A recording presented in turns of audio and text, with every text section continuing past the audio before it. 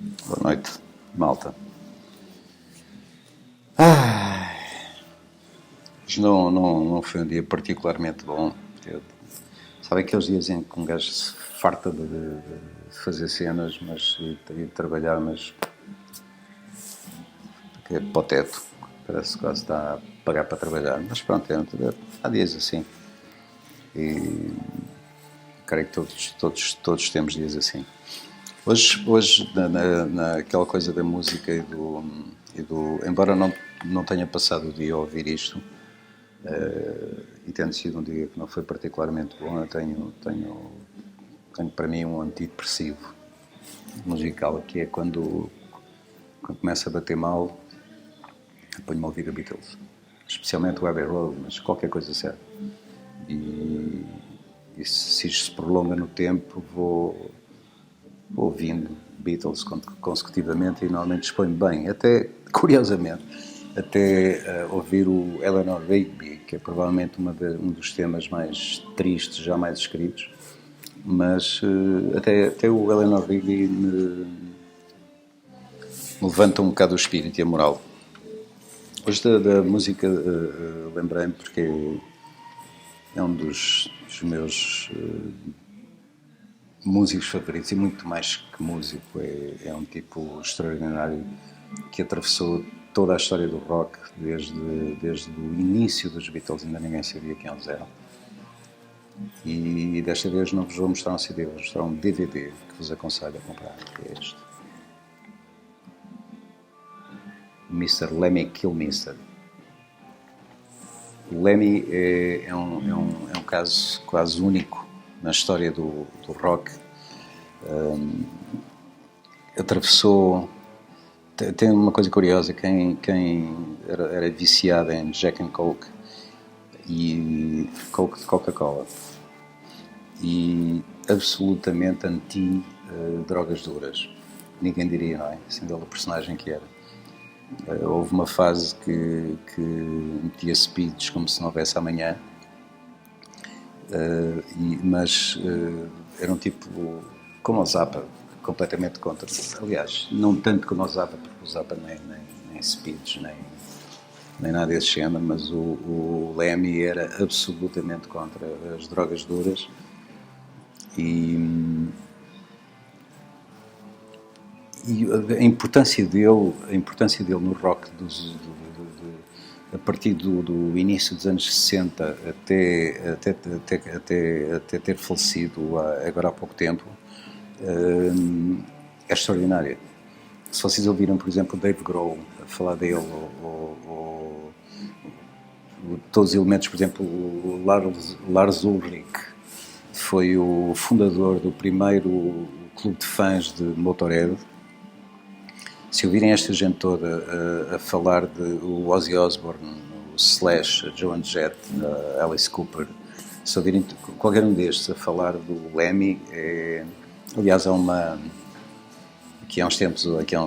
poucos anos houve um meme muito engraçado que aparecia na net, que dizia Justin Bieber: God wanted me to sing.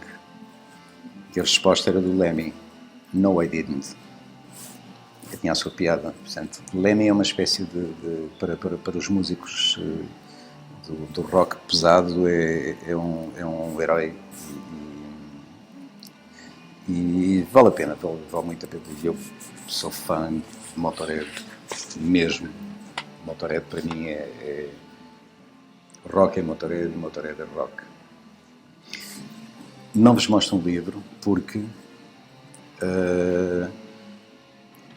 o livro diz respeito ao Lemmy também, e foi uma daquelas coisas como que eu e uns amigos, esse por acaso fui eu que o comprei, mas eu e uns amigos íamos trocando, e depois o acordo era, depois de o ler, que o passássemos a alguém a seguir para que eu fosse ler.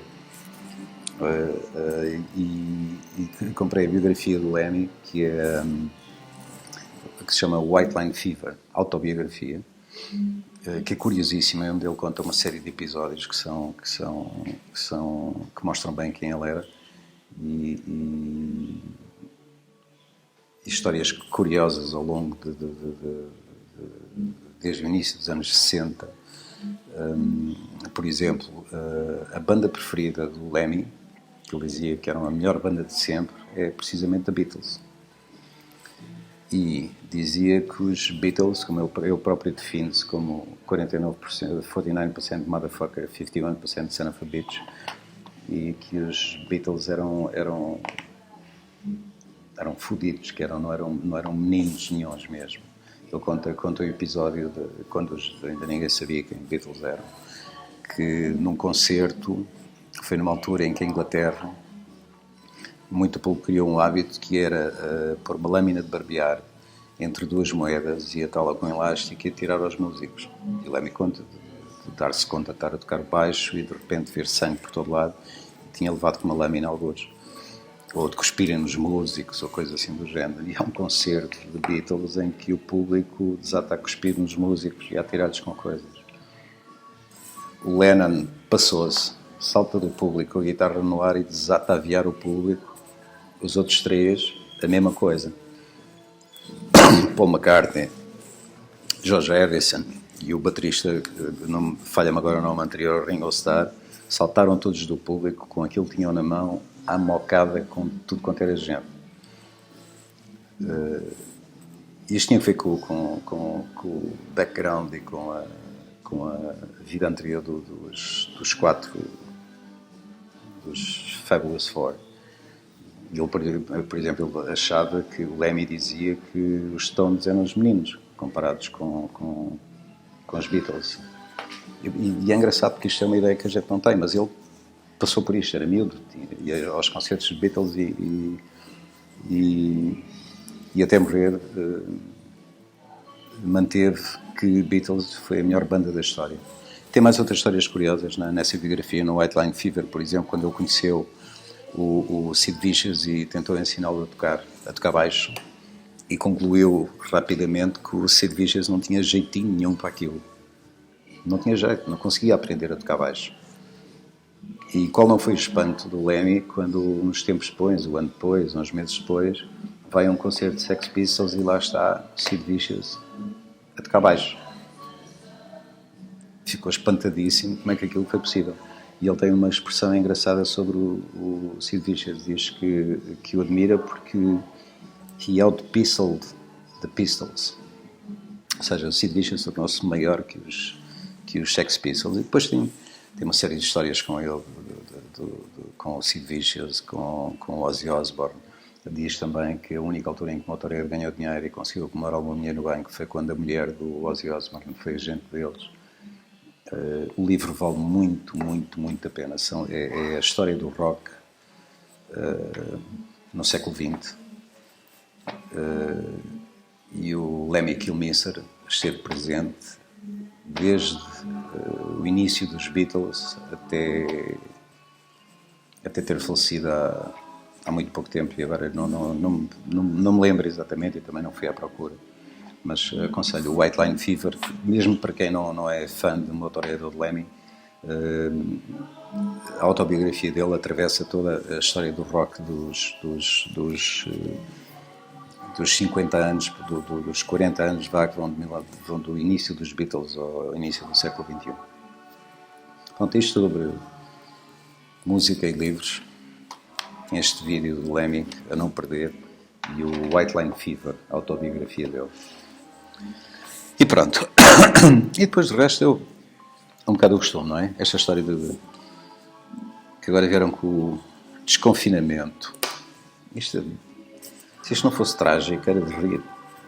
Que era mesmo de rir. Vocês reparem que, vou-vos dar um exemplo. Do início de maio até este novo confinamento, eu tenho um cliente que tem uma série de lojas, muitas, e seguindo as indicações da DGS, as exigências todas que fizeram, tudo aquilo que a DGS entendia necessário e o Governo também, eles cumpriram, reorganizaram turnos, tinham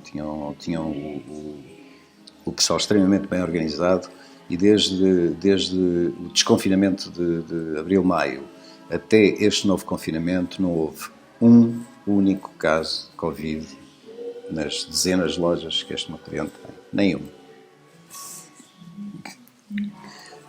Agora, dizem que voltam a abrir o comércio para venda ao postigo. Ou seja, vocês podem ir numa loja, comprar qualquer coisa, mas não podem entrar dentro da loja, têm que fechar a porta.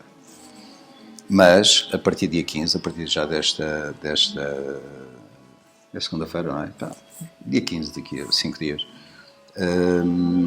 já podem abrir cabeleireiros e similares. Ora bem,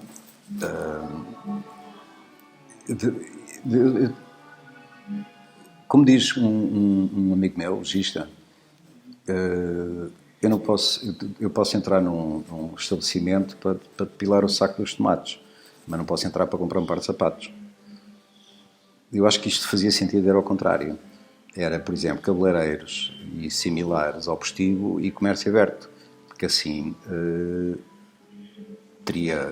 seria sempre muito mais interessante, não é?